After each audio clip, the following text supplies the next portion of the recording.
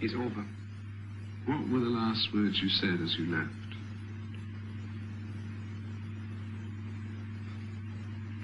Well, I didn't make any dramatic gesture like some of either contemporaries or before in history. I was so terribly shocked and under the impression of all these big, strong officers sobbing like children that I was speechless, I was voiceless. At the same time, when you arrived in Egypt, that people had turned out in their millions in the streets to cheer. Did you think then, what a fickle, ungrateful people, they will cheer my departure, they will cheer the Ayatollah or whoever, but tomorrow they will cheer somebody else? Well, it was not in Egypt, it was a little later on.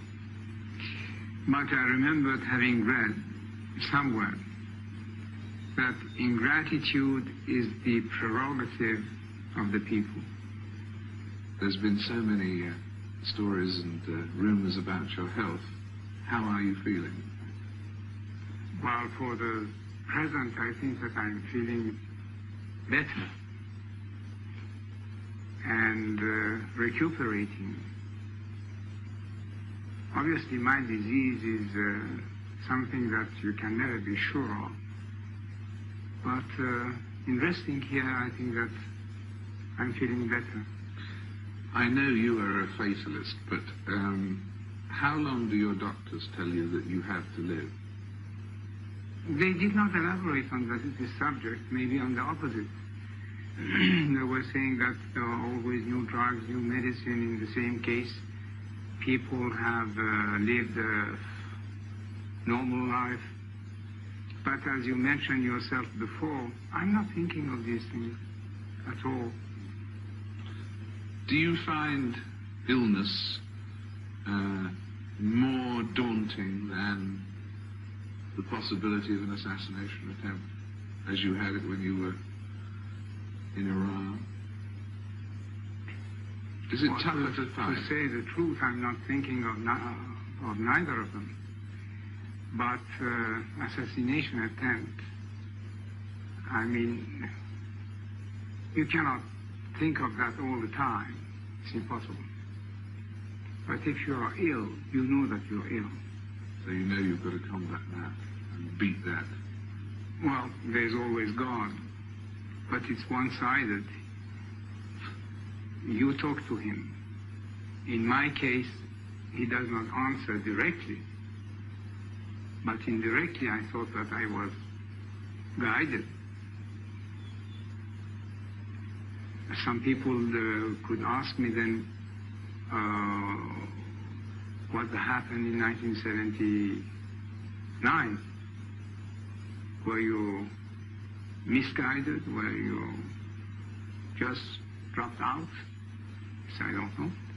Not misguided, because for a believer you can't say that.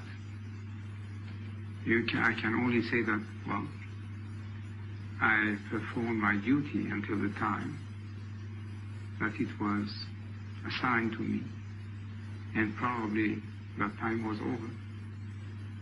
So do you have therefore to believe that it is God's will that you're here on this island now?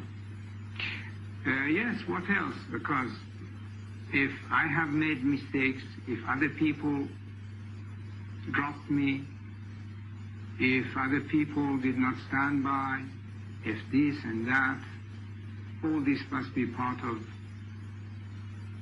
God's will. Do we know if it's God's will, maybe, for you to return to Iran or not? This I can't say. This I have never questioned. and I have always accepted it for better or worse. But this is the story of my life. I guess however hard you try, it's very difficult to become the people's monarch when your life is that isolated from the people themselves.